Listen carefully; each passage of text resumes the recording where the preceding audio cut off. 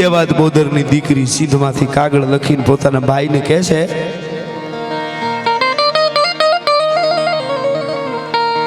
કે નવગણ હોરઠ નરપતિ અન તું તો દેવી ક્ષત્રિય સરદાર પણ વીર તું છેલ્લા વાંચજે એ બેની જાહલ તણા જુહાર પણ વીર તું છેલ્લા વાંચજે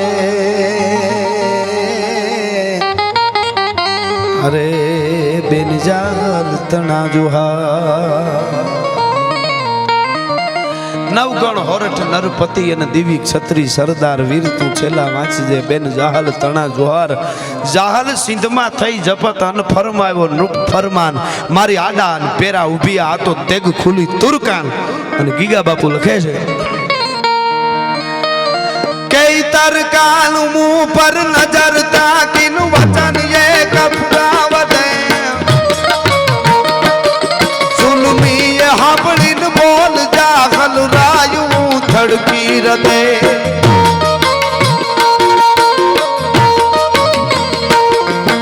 આહીર બાળા એકલી મુજાય છે મારી મતી નરપતિ હોરઠ તણા નવગણ પેર કરજે ભૂપતિ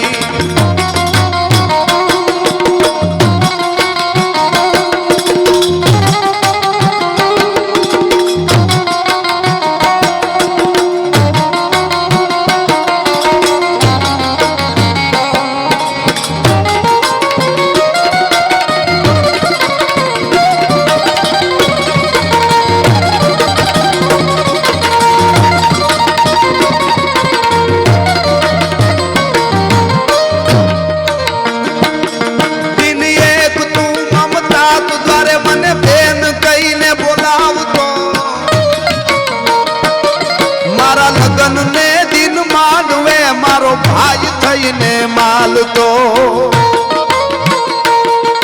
દીધેલ યમને બોલીએ ને યાદ કરી લે અધપતિ નરપતિ હોરઠ તણા નવગણ એક કરજે ભૂપતિ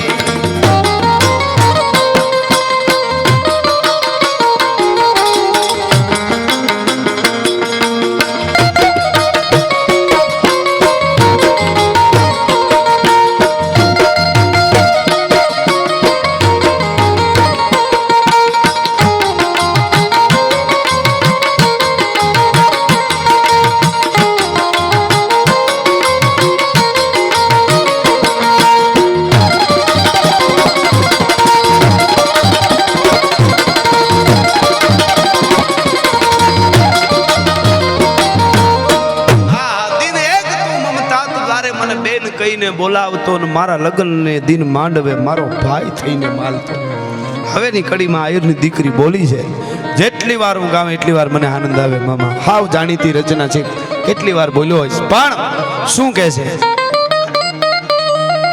પોતાના બાપની ઓળખાણ આપી બોલો જેના ખોળામાં નવગણ મોટો થયો છે રમીન જે બાપના ઈ બાપની આજ જાહલ ઓળખાણ આપે કદાચ ભાઈ તું ભૂલી ગયો હોય ને તો સાંભળી લે શું કહે છે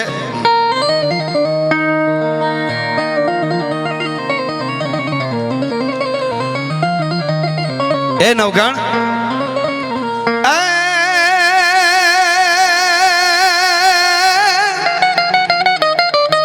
મેરું તડો વડ બાપ મારો જેનું પેટ શાયર ને બને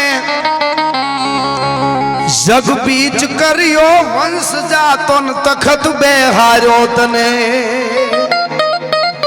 ઈ બાપના એ ઉપકારની તારા ચિત્તમાં હોય સમૃદ્ધિ તો નરપતિ હોરઠ તણા નવગણ મારી બેર કરજે ભૂપતિ ઈ બાપના ઉપકારની તારા ચિત્તમાં હોય સમૃદ્ધિ તો અને કદાચ ભાઈ તને ભૂલાઈ ગયો હોય તો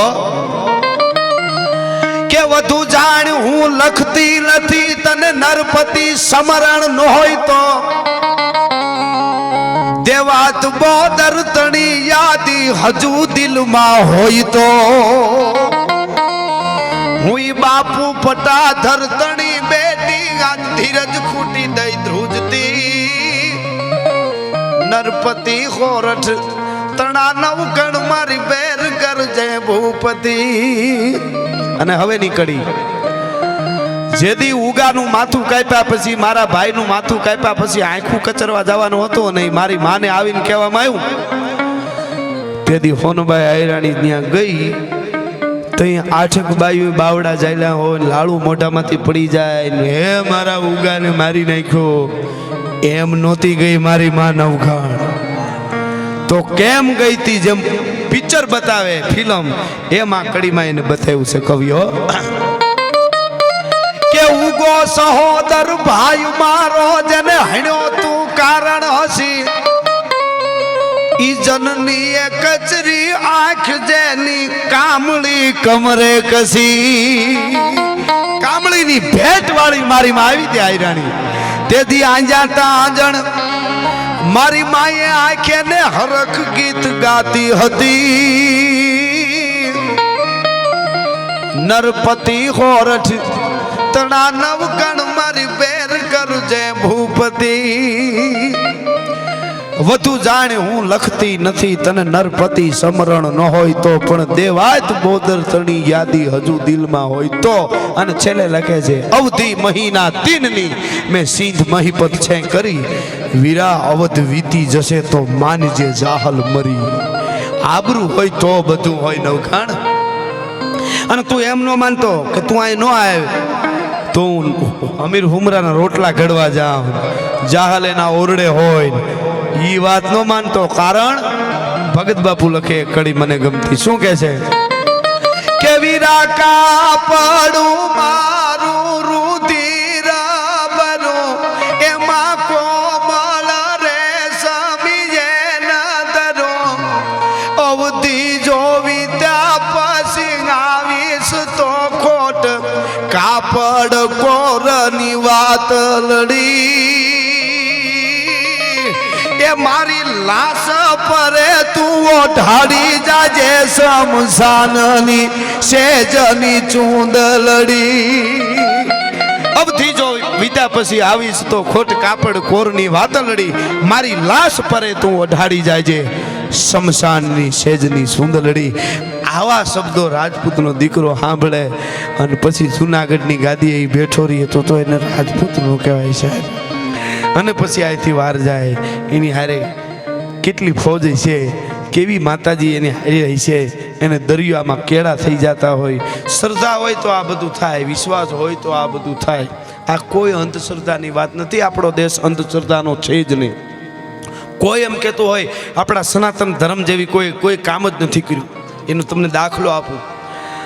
તમને કોઈ પૂછે ને તો રામાયણમાં તમે વયા જાજો. આજકાલ નહીં લાખો વર્ષો થઈ ગયા છે ને.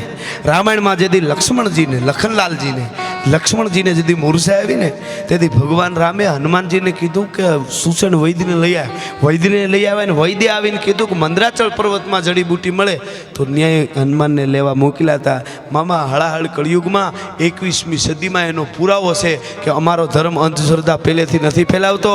હનુમાનજી ડૉક્ટરને લઈ આવ્યા અને ડૉક્ટરે આવીને દવા લખી દીધી ને તો એ મેડિકલમાં હનુમાનજી લેવા ગયા કે અમારે અમે આ કરેલું છે વર્ષો પહેલા. ભગવાન રામ પરાત્પર બ્રહ્મ છે.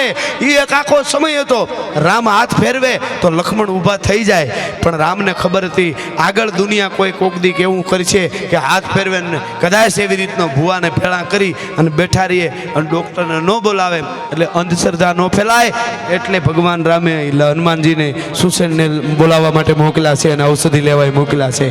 આ આપણો ધર્મ છે. અને એવી જ રીતે રોહિશાળા અને પાદરમાં અમારી આ આવડ ખોડિયાર જેથી મિહિર ને મેરખિયાને હરબડસ થયો તેથી આ આવડે કીધું તું ખોડિયારને પાતાળમાં જઈને અમીનો કૂપો લઈ આવે. નકર એ એક સમય હતો આમ કરીને આમ ભેળિયાની આંચ કરે જે હુરજને ઊભો રાખી દઈ હગે એ મેરખિયાને મિહિરને ઊભો કરી હગે પણ એને ખબર હતી આજ હું હાથ ફેરવીને મેરખિયાને ઊભો કરી લે તો કાલ કદાચ અમારે છેલ્લે હાલવાવાળા કોક બીજા કહે કે તમે અંધશ્રદ્ધા ફેલાવો છો અને ભુવાને ધૂણાવીને એમને બેઠા રહીએ અને નાગ કડ્યો હોય ને કોકનું મૃત્યુ ન થાય એટલે હું માતાજી છું તોય મારે અમીનો કૂપો લેવા જવું પડે, એટલે ડૉક્ટરને બોલાવજો ને તમારી માતાજીને માનજો. આ કામ અમારી આવડ અને ખોડિયારે કર્યું છે. ભલા માણસ, આવા કેટલાય દાખલા છે આપણે ત્યાં. એ આપણો ધર્મ છે અને એ ધર્મને જાળવવા માટે, એ ધર્મને સાચવવા માટે આપણે આવા હુરાપુરા અને આવી મોગલ જેવી અને આ કમળાઈ જેવી જોગમાયાઓને આપણે એવી પ્રાર્થના કરી, હે માં, હે ભગવતી, આવા સારા કામ અમે કાયમના માટે કરતા રહી અને સારા કામમાં ભેળી રહેજે.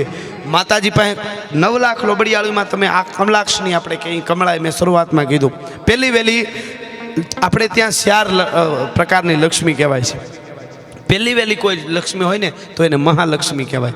એ આ કમળાએ મહાલક્ષ્મી એક જ વાર આવી ચંડમુંડને રોળવા માટે ચામુંડાના રૂપમાં, અને ચંડમુંડને માર્યા પછી કમળ ઉપર બેસી ગઈ, એને કમલાક્ષની કહેવાય. એ મહાલક્ષ્મી છે, એ આ કમળાએ.